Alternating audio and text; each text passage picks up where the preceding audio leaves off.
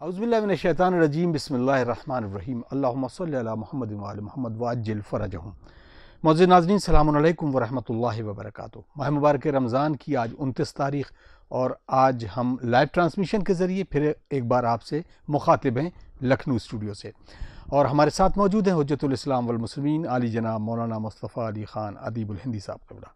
अस्सलामु अलैकुम। अलैकुम अस्सलाम व रहमतुल्लाहि व बरकातुहू। आगा कितनी जल्दी से ये दिन तेजी से निकल गए और हमको पता ही चला कि माह मुबारक रमज़ान शुरू हुआ और आज हम 29 तारीख में दाखिल हो गए। हम सारी चीज़ों के ऊपर बात कर चुके हैं। ज़कात फ़ितरा, जिस पर बहुत अहम गुफ्तगू होना चाहिए और लोगों तक पहुंचना भी चाहिए कि ये भी एक ऐसी चीज़ है कि जो आप पर ज़रूरी है उन लोगों के लिए कि जो इस्तिताअत नहीं रखते, तो उस पर तफसील चाहता हूँ।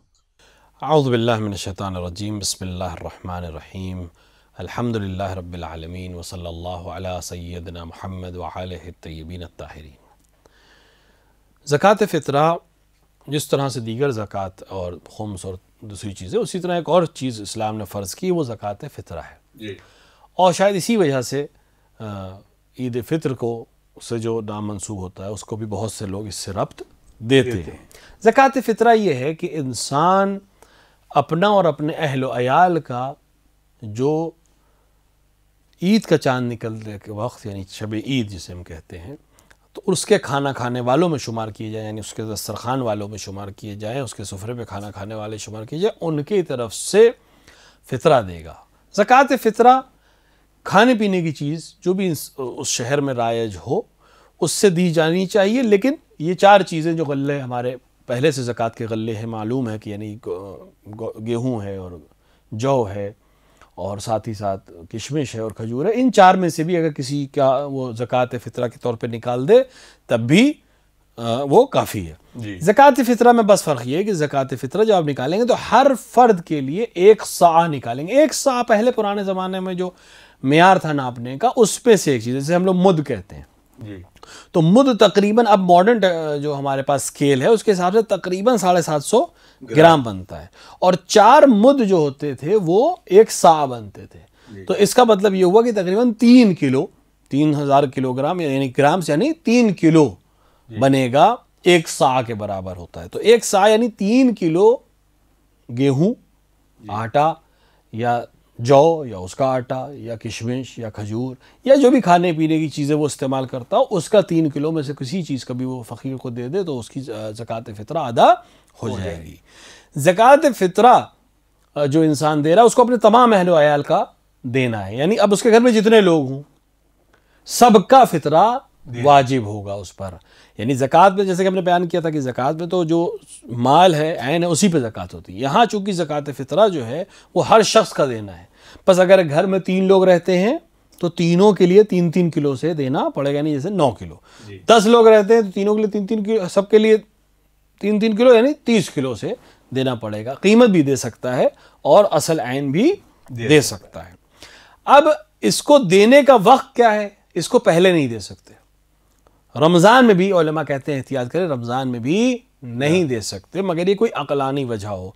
व इल्ला इसका तरीका ये है कि जब चांद नमूदार हो जाए या ख़बर हो जाए हमें कि ईद है कल, तो अब हमें ईद के नमाज पढ़ने से पहले इसको अदा करना है। रात में, यानी चांद रात से लेकर सुबह तक हमारे पास वक्त है इसको अदा करने का। जो इंसान नमाज ईद पढ़ रहा हो उसको चाहिए कि ज़कात फ़ितरा जो है वो ईद की नमाज पढ़ने से पहले दे दे। जो नमाज ईद नहीं पढ़ रहा, चूँकि ग़ैबत के ज़माने में जिसमें हम ज़िंदगी गुजार रहे हैं, नमाज ईद जो है वाजिब नहीं है, मुस्तहब है, और जमात और फुरादा दोनों तरह से पढ़ी जा सकती है। लिहाजा जो इंसान नमाज ईद नहीं पढ़ रहा है किसी वजह से भी, वो ज़वाल के वक्त तक उसके पास वक्त रहता है ईद के दिन कि वो ज़कात फ़ितरा अपनी अदा कर सकता है। लेकिन इससे ज़्यादा ताख़ीर नहीं करनी चाहिए और कोशिश करनी चाहिए कि ज़कात उसके मुस्तहिक़ीन तक पर वक्त पहुँच जाए ताकि वो भी उस ईद की जश्न में और उस ईद की खुशी में शरीक हो सकें। तो लिहाजा असल ये है कि हर इंसान अपना और अपने अहल व अयाल के लिए हर शख्स की तरफ से एक सा, जो तकरीबन 3 किलो बनता है, उसकी जौ या गेहूँ या किशमिश या खजूर या और भी खाने पीने की चीज़ें जो आपके इस्तेमाल, चावल मसला इस्तेमाल होता है, तो जो चावल आप इस्तेमाल करते हैं उसकी कीमत के लिहाज से आप दे सकते हैं और देना चाहिए, हर इंसान के ऊपर वाजिब है। अगर चांद रात में किसी शख्स के यहाँ सूरज गुरूब होने से पहले कोई बच्चा पैदा हो जाए जी, और वो उसके घर में खाने पीने वाले बच्चों में शुमार हो, क्योंकि उसके घर में है और उसके घर का बच्चा है, तो उसका भी फितरा देना चाहिए। इसी तरह जो इंसान उसके घर मेहमान हो और उसके खाने पीने वालों में शुमार किया जाए, इसके ऊपर थोड़ी सी बहस है, इसको इलेबोरेट करते हैं, क्योंकि बहुत से लोग मुमकिन इसमें इश्तिबाह करते हैं। तो मुमकिन है एक इंसान उसका खाने पीने वाला हो, उस रात नहीं खाना खा रहा है वहाँ, या बरक्स हो, उसके यहाँ खाने पीने वाला ना हो, उसके यहाँ खाना खा रहा हो, तो अगर उर्फ में इस इंसान का शुमार उसके यहाँ खाने पीने वालों में होता है शब ईद, तो ये फितरा इसको देना पड़ेगा जिसके दस्तरखान पे खाना खा रहा है। लेकिन मेहमान का फितरा देने के सिलसिले में बहुत से शराइत हैं।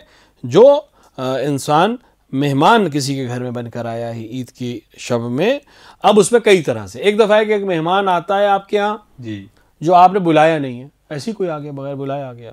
हालांकि आज के हालात ऐसे नहीं कि बहुत जल्दी लोग किसी के घर जाएं, लेकिन बहरहाल कोई किसी के घर मेहमान आ गया किसी वजह से भी जी, तो आपने बुलाया नहीं था, वो आ गया आपके यहाँ मेहमान बनकर, तो ये इंसान जो बगैर दावत के आपके यहाँ आया है, वलो सूरज गुरूब होने से पहले आया हो जी, और रात का खाना भी आपके साथ खाए, उसका ज़कात फितरा आप पर वाजिब नहीं है।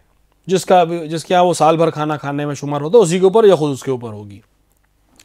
लेकिन अगर किसी शख्स को आपने दावत दी है, खुद बुलाया है जी, और वो सूरज डूबने से पहले आपके घर में वारिद हो जाए और उसके बाद आपके यहाँ खाना खाए, तो ये इस आदमी का ज़कात फितरा आपको देना पड़ेगी, वो आपके यहाँ खाना खाने वालों में शुमार किया जाएगा।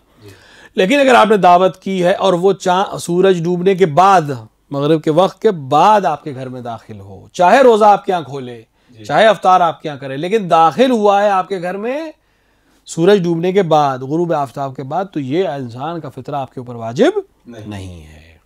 तो ये मेहमान के सवाल मैं कर लूँ इस दरमियान, क्योंकि बहुत सारे सवाल होते हैं। मसलन 29 तारीख को बहुत सारे लोग जो अफ्तार कराते हैं या घरों पे बुला कर करते हैं, तो उसमें सवालात लोग करते हैं, क्या उस दिन यानी चांद रात वाले दिन वो जो अफ्तार का सिलसिला है, उस पर वो लोगों का जिनको अफ्तार कराया गया है और वो शायद अगर कब्ल गुरूब आफ्ताब आ जाते हैं, तो क्या उनका भी फितरा देना होगा? वही मैंने अर्ज किया। देखिए, मेहमान आपने बुलाया था अफ्तार के लिए शब ईद में, 29 तारीख को बुलाया था, अभी आपको यकीन नहीं कि चांद हो जाएगा नहीं हो जाएगा, अगर चांद हो जाएगा तो वो शब ईद है, वही इल्ला मुमकिन है अगले दिन 30 का चांद हो।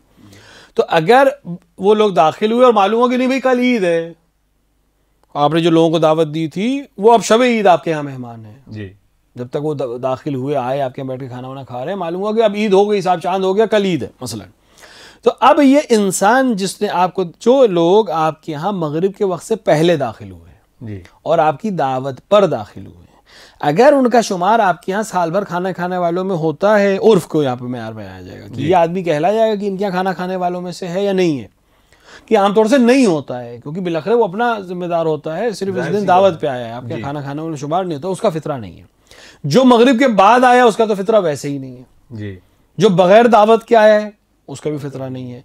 आपने किसी के अफ्तार भेजा है उससे मतलब नहीं है। आपने मिसाल के तौर पर पहले मस्जिदों में सिस्टम था, आजकल मस्जिदों में नहीं जा रहा है ये अफ्तार, लेकिन पहले लोग मस्जिद में अफ्तार भेजते थे, तो शब ईद में अगर आपने मस्जिद में अफ्तार भेजा है और मस्जिद के तमाम लोगों ने वो अफ्तार खाया है, तो वो आपके दस्तरखान पे खाना खाने वाले नहीं माने जाएंगे, वो तो आपने मस्जिद भेजा है, उससे कोई मतलब नहीं है।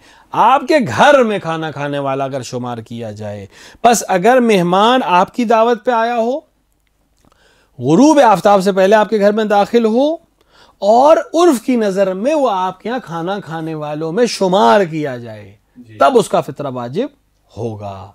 और अगर उर्फ के नज़र में वो आपके यहाँ खाना खाने वालों में शुमार नहीं किया जाएगा कि भाई एक दफ़ा आए हैं कभी, तो आपके यहाँ खाना खाने वालों में शुमार नहीं है, तो फिर उसका फितरा आपके ऊपर वाजिब नहीं है। इसी तरह अगर कोई इंसान अपना फितरा दे चुका है, तब भी उसका फितरा किसी और के ऊपर वाजिब नहीं है। लिहाजा हाँ, अब इसमें एक चीज़ और है, एक इंसान है जो आपके यहाँ साल भर खाना खाता है, लेकिन आज आपके यहाँ नहीं है जी, कहीं और गया हुआ है, किसी और शहर में है, किसी और मुसाफरत कर रहा है, उसका फितरा आप पर वाजिब रहेगा, अगरचे वो आपके यहाँ आज आपके यहाँ खाना नहीं खा रहा है। मिसाल के तौर पर किसी का बेटा है, साल भर उसके यहाँ खाना खाता है, आज किसी काम से गया हुआ है, 1 महीने के लिए कहीं गया हुआ है जी, लेकिन है उसका नानो नफ़ा आपकी जिम्मेदारी, तो उसका फितरा बाप के ऊपर वाजिब रहेगा। मगर ये कि वो चांद रात में किसी ऐसी जगह चला जाए कि अब वहीं का हिसाब हो, जी। क्योंकि देखिए आप हमारी उलमा ने और हदीस की रोशनी में इतनी फुरुआत इसकी बयान कर दी कि शायद कोई मसला ऐसा ना हो जिसको उन्होंने बयान ना किया हो। हर सिचुएशन को बयान कर दिया। मसला सिर्फ हमारे यहाँ ये आ रहा है कि हमारे जवान तो माशाल्लाह बहुत एक्टिव हो चुके हैं, सर्च करते हैं, सवाल ढूंढते हैं, लेकिन बीच की एक पीढ़ी थोड़ी सी ऐसी गुजर गई और अभी भी उसके बहुत से लोग बचे हुए हैं, उनसे माजरत के साथ। मसला ये है कि अहकाम सारे बयान हो चुके हैं, हम पढ़ते नहीं हैं, हम मुतालिया नहीं करते हैं, हम उलमा से पूछते नहीं हैं, इसलिए प्रॉब्लम होती है जी। और अगर पूछते भी हैं तो ऐसों से पूछते हैं जो उसका अहल नहीं है। ये बहुत अच्छी बात है। जो उसके अहल हैं उनसे पूछिए। कुरान कह रहा है फज़लु अहल ज़िक्र, जो लोग जानते हैं उनसे पूछो। हर चीज में हम एक्सपर्ट की राय लेते हैं। आप उससे इस चैनल के ऊपर ये नहीं पूछेंगे कि साहब मेरे खुदा ना करदा मेरे किसी अजीज की बीमार हो गया, उसको हार्ट की प्रॉब्लम है, कौन सी दवा रिकमेंड करेंगे, क्योंकि मैं डॉक्टर नहीं हूं जी। आप ये सवाल पूछेंगे किसी डॉक्टर से, साहब मुझे घर बनाना है, मुझे अपने घर को मजबूत बनाना है और मैं नई किस्म का घर बनाना चाहता हूं, किस तरह से बनाऊं, आप उसे नहीं पूछेंगे। यकीनन। मैं सवाल कर लूं इसमें, क्योंकि बहुत सारे इस पे भी कंफ्यूजन ये रहता है, लोग करते हैं कि मसलन जो बंदा बिल्कुल शरीयत से किस नावाकिफ है और वो जाहिर सी बात है उसको थोड़ा बहुत उसको इल्म है, लोग समझने लगते हैं कि ये पढ़ा लिखा है, तो ऐसे शख्स से किसी मसले को पूछना और उसका वो बयान करना, ताकि ये भी बता दें कि ना पूछने वाला भी उतना ही जिम्मेदार है जितना बताने वाला। तो इसको जरा तफसील से बता दें, क्योंकि ये आज का मौजू तो नहीं है, लेकिन क्योंकि इस नहीं बिल्कुल मौजू बिल्कुल है, क्योंकि अहकाम हमारा मौजू है जी। अगर कोई इंसान किसी मसले को ऐसे शख्स से पूछता है जो उसका अहल नहीं है जी और उस मसले पे अमल करता है, बाद में मालूम होता है कि यह मसला गलत था जी, तो इसका हुक्म ये मसला सही से ना अंजाम देने के नतीजे में ये जाहिल मुक़स्सिर कहलाएगा। एक दफ़ा होता है कि जाहिल मुक़स्सिर गैर मुक़स्सिर है। यानी क्या मतलब है, यानी वो जाहिल है, उसको इल्म नहीं था मसले। एक दफ़ा जाहिल मुक़स्सिर यानी इल्म नहीं था और उस इल्म ना हासिल करने में उसका कसूर है। क्यों कसूर है? क्योंकि उसने गैर अहल से पूछा जी, या पूछा ही नहीं और उसके पास मामलात थे, पूछ सकता था। भाई आज के ज़माने में आपके पास टेलीफोन है, व्हाट्सएप है, सोशल मीडियाज़ हैं, हज़ारों चीज़ें जिससे आप अहकाम हासिल कर सकते हैं।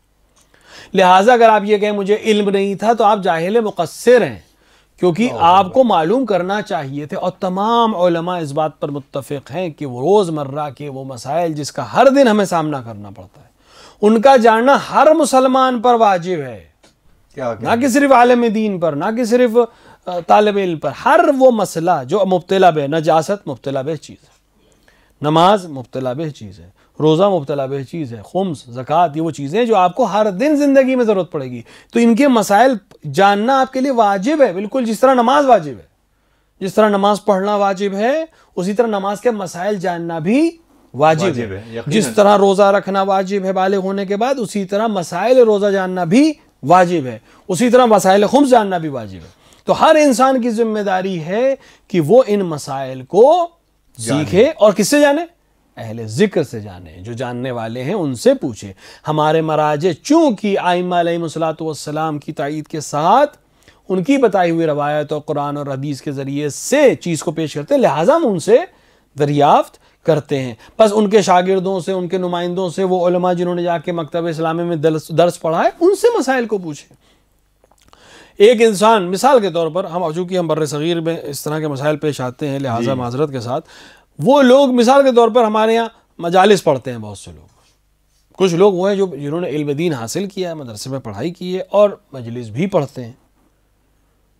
उनसे आप जाके अहकाम पूछते हैं, वो बयान करते हैं।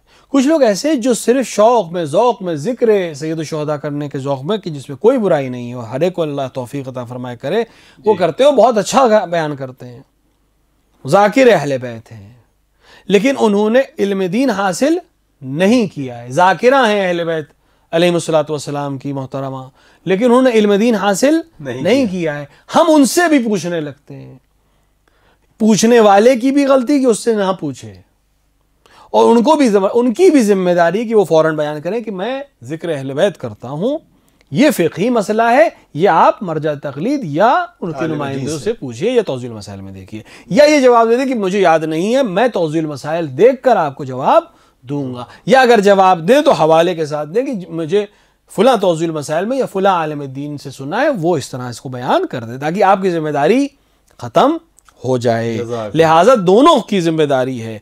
अगर किसी गैर अहल से सवाल पूछ रहे हैं और उस पर अमल करें और बाद में गलती होगी तो वो अमल फिर से करना पड़ेगा, और जाहिल मुक़स्सिर का जो मसला है वो आपके ऊपर सादिर आ जाएगा। और उसकी भी जिम्मेदारी कि अगर उसको इल्म नहीं है तो फ़ौरन कहे कि ये मेरा फ़न नहीं है, मुझे इल्म नहीं है, मैं देख के बताऊंगा, या फुला साहब से आप दरियाफ्त करें। अमीरुल मोमिनीन अलैहिस्सलाम ने फरमाया कि सबसे कामयाब शख्स वो है जिसने ना कहना सीख लिया कि मुझे नहीं मालूम।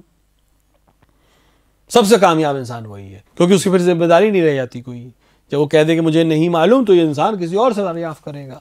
हाँ, एक दफ़ा कि मुझे मालूम है, मैं बयान कर सकता हूँ, मेरी जिम्मेदारी है बयान करना, मैं बयान करूँ।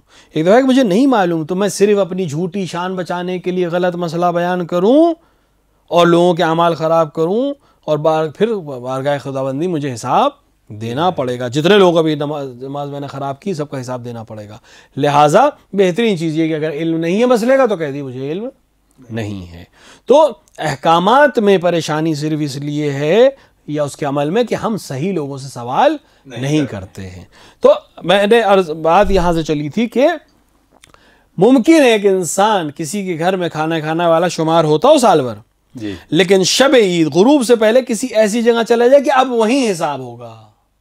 मसलन लड़की रुखसत होके बाप के घर से शौहर क्या चले जाए शब ईद जी गुरूब आफ्ताब से पहले, तो अब वो किसके यहाँ खाना उसका जिम्मेदारी है, शौहर की जिम्मेदारी है।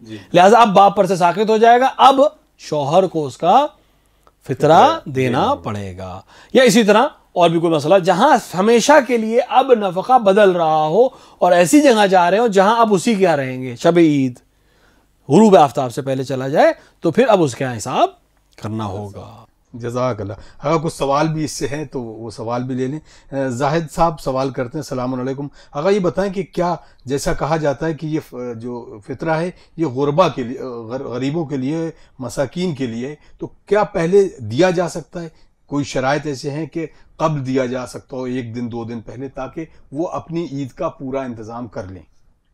देखिए, मैंने अर्ज़ किया था कि असल फितरा वाजिब कब होगा, जब ईद का मालूम हो जाए जी। तब तक वाजिब ही नहीं है। जो चीज़ वाजिब ही नहीं है, नमाज का वक्त दाखिल होने से पहले कैसे नमाज हम पढ़ लेंगे, बिल्कुल उसी तरह जब तक वक्त दाखिल नहीं हुआ हम इसको हिसाब नहीं करते। अलबत्ता एक तरीका है जी। तरीका ये कि आप कर्ज के तौर पर रकम दे दें। किसी गरीब की मदद करना चाहते हैं जो मुस्तहिक है फितरे का, आप उसे कर्ज के तौर पर रकम दें, फितरे की नीयत नहीं करें जी।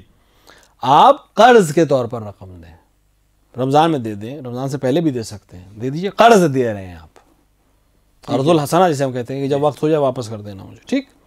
अब जब ईद का चांद नमूदार हो जाए तो मैं नियत कर लूं कि वो रकम जो मैंने उनको दी है, वो मैंने माफ की, वो फितरे की रकम, ये काम किया जा सकता है। तो ये काम किया जा सकता है कि मैंने जो पैसे, और उससे भी कह दे कि वो पैसे जो मैंने आपको दिए थे वो आप मुझे वापस करने की जरूरत नहीं है।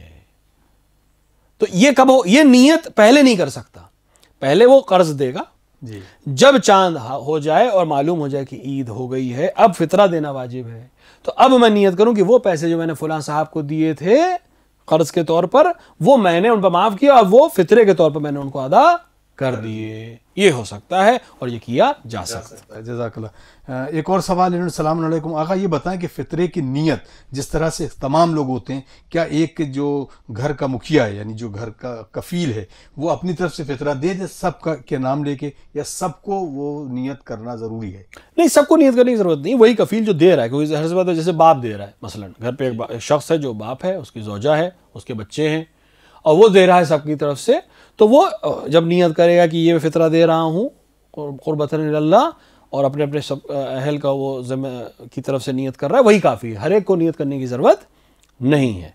और वो इंसान जो फितरा दे रहा है सब के लिए, उसको भी बार बार सबका नाम लेने की ज़रूरत नहीं। यही जहन में होना कि मैं अपने तमाम घर वालों का फितरा दे रहा हूँ। भाई जब वो हिसाब कर रहा है जी, जब वो हिसाब लगा रहा है कि मिसाल के तौर पर 3 किलो इनका, 3 किलो इनका, 3 किलो बेटे का, 3 किलो बेटी का, 3 किलो ज़ौजा का, 3 किलो मेरा, 3 किलो मिसाल के तौर पर जो नौकर उसके यहाँ उसका, तो इन सब का हिसाब कर रहा है, तो मालूम है क्यों नियत कर रहा है कि सबकी तरफ से दे रहा है। हाँ, जब सब दे वो एक नियत कर ले कि ये मैं फितरा मैंने दिया क़ुर्बतन इल्लल्लाह, अपना और अपने अहल का, काफ़ी है यही नियत उसके फितरे के लिए काफ़ी है। जज़ाकल्लाह। अगर अब जैसे फितरा देने की बात आ रही है तो जो फितरा जिसे दिया जाए उसके लिए भी सवाल है कि क्या किसी गैर सैयद का फितरा सैयद को दिया जा सकता है या सैयद अपना फितरा, तो इसके बारे में ज़रा तफसील बनवा दो। देखिए, सादात के लिए गैर सैयद अपना फितरा सैयद को नहीं दे सकता, हत्ता अगर उसके दस्तरखान पे खाना खाने वालों में कोई सैयद भी हो। मिसाल के तौर पर एक शख्स गैर सैयद, उसकी ज़ौजा सैयदा है, और जब वो फितरा निकालेगा तो एक सैयदा का भी फितरा निकाल रहा है, लेकिन जो फितरा वो निकाल रहा है वो ये फितरा सैयद को नहीं दे सकता, अगरचे उसके यहाँ खाने खाने वालों में कुछ सैयद भी आते हों। लेकिन हाँ, सैयद अपना फितरा सैयद को और गैर सैयद दोनों को दे सकता है, बल्कि चूंकि असल फितरा गैर सादात के लिए ही है। सादात के लिए खुदावंद आलम ने खुम्स और इस तरह की चीज़ों को रखा है, लेकिन फितरा गैर सादात के लिए है। तो अगर कोई मुस्तहक सैयद है तो एक सैयद अपना फितरा एक दूसरे सैयद को दे सकता है, लेकिन गैर सैयद अपना फितरा सैयद को नहीं दे सकता। रिजवान अब्बास साहब का सवाल है, क्या फितरा कहकर किसी भी जिसको देना है जो मुस्तहक है उसको ये कहकर दिया जा सकता है कि ये फितरा है? दिया जाने में कोई हर्ज नहीं, बताना चाहे बता दे कि ये फितरे की रकम है, आप ले लीजिए, लेकिन जरूरी हो कि उससे कहे कि ये फितरा है आप लीजिए तो ये जरूरी नहीं कि उसको बाकायदा ताकीद करे कि ये फितरा ही है और आप फितरा मैं आपको दे रहा हूँ। हाँ, अगर मुमकिन है कि कोई शख्स ऐसा हो कि जो आके आपसे फितरा मांग रहा हो और आपको शक हो उसके सैयद और गैर सैयद होने में, तो उसको बता दें कि ये रकम फितरे की है जी मसलन, और मैं गैर सैयद हूँ, ये फितरे की रकम है, आप लेंगे। तो अगर वो सैयद है उसके लिए लेना सही नहीं है, तो इस जहाँ शक हो कि ये सैयद है या नहीं तो वहां बता दे कि ये फितरा है, ताकि अगर वो सैयद है तो फिर उस फितरे को ना ले और आप भी उस चीज से महफूज रह सके। लेकिन वइल्ला खुद बयान करना कि ये फितरा जरूरी नहीं है। अब्बास मूसी साहब का बहुत अच्छा सवाल है। उन्होंने कहा कि मैं इस जगह रहता हूँ कि मेरे करीब में करिए में कोई भी ऐसा नहीं है कि जो मुस्तहिक हो और मोमिन हो, मुसलमान हो। बहरहाल मैं जिस जगह रहता हूँ, क्या मैं इस रकम को किसी और जगह खर्च कर सकता हूँ? अगर फितरा निकाले, फितरे में सबसे पहले मुस्तहिक शहर के लोग होते हैं जी। इसना अशरी, शिया इसना अशरी होना शर्त है जिसको फितरा दिया जाए जी। आदिल होना शर्त नहीं है, लेकिन खुली हुई गुमराहियों में मुब्तला शख्स ना हो और उसके पास साल भर का नानो नफका ना हो या ऐसा काम ना करता हो जिससे वो साल भर का खर्च निकाल सकता हो, ये मुस्तहिक फितरा है। अब अगर इस इंसान, ऐसा कोई इंसान हमारे इलाके में नहीं, हमारे शहर में कोई ऐसा नहीं, सब अल्हम्दुलिल्लाह परेशान, किसी के पास परेशानी नहीं, सब अपने घर का खाना पीना और खर्चा चला सकते हैं, तो फिर दूसरा जो नज़दीक तरीन शहर हो जी, जहां आप ऐसे मुस्तहिक हो, जहां तक पहुंचा सकते हो, आपकी जिम्मेदारी है कि आप वहां पहुंचाएं। अब आज के जरिए आसानी है, आप किसी को भी वायर ट्रांसफ़र कर सकते हैं, मैसेज कर सकते हैं कि भाई मेरी तरफ से फुला जहाँ फितरा दे दी, मैं आपको अकाउंट में भेज रहा हूँ, अकाउंट में ट्रांसफ़र कर सकते हैं। अगर आपके शहर में नहीं है तो आप जो नज़दीक तरीन दूसरे शहर में है वहाँ पहुँचा सकते हैं, ताकि आपके ऊपर से जिम्मेदारी ख़त्म हो जाए। एक और सवाल रेहाना साहिबा का है, मोहतरमा रेहाना साहिबा जो सवाल पूछती है कि माँ बाप की क़ज़ा रोज़े बेटी रख सकती है, माँ की तबीयत की ख़राबी से वजह से छूट गए हैं, तो क्या ये रोज़े उनकी बड़ी बेटी पर आयद होते हैं, वो रख सकती है? रख सकने का जहाँ तक सवाल है, बिल्कुल रख सकती है। रहा वाजिब होने का सवाल, वाजिब उस पर नहीं है जी। माँ बाप के क़ज़ा रोज़े, बाप के क़ज़ा रोज़े और नमाजें, तमाम उलमा का मुत्तफ़िक़ा फ़ैसला है कि बड़े बेटे पे वाजिब है। माँ के क़ज़ा नमाज और रोज़े बाज़ उलमा वाजिब के क़ायल है, बाज़ एहतियात वाजिब के क़ायल है कि वो बड़े बेटे के ऊपर वाजिब होते हैं। अब सवाल ये है कि बड़ा बेटे से मुराद नहीं कि पहला बेटा ही बड़ा हो, सबसे बड़ा औलाद नहीं, जो बेटों में सबसे बड़ा है उस पर वाजिब है। लेकिन अगर सब मिलकर या बेटियां भी कहें कि हम भी शरीक होना चाहते हैं, मैं भी रखना चाहती हूँ माँ का रोज़ा या बाप का रोज़ा, तो वो रख सकती हैं, उसमें कोई हर्ज नहीं है। लेकिन माँ बाप की ज़िंदगी में नहीं, ये तमाम अहकाम माँ बाप के बाद होते हैं। खुद ज़िंदगी में किसी शख्स की तरफ से वाजिब अमल उसकी तरफ से अंजाम नहीं दिया जा सकता।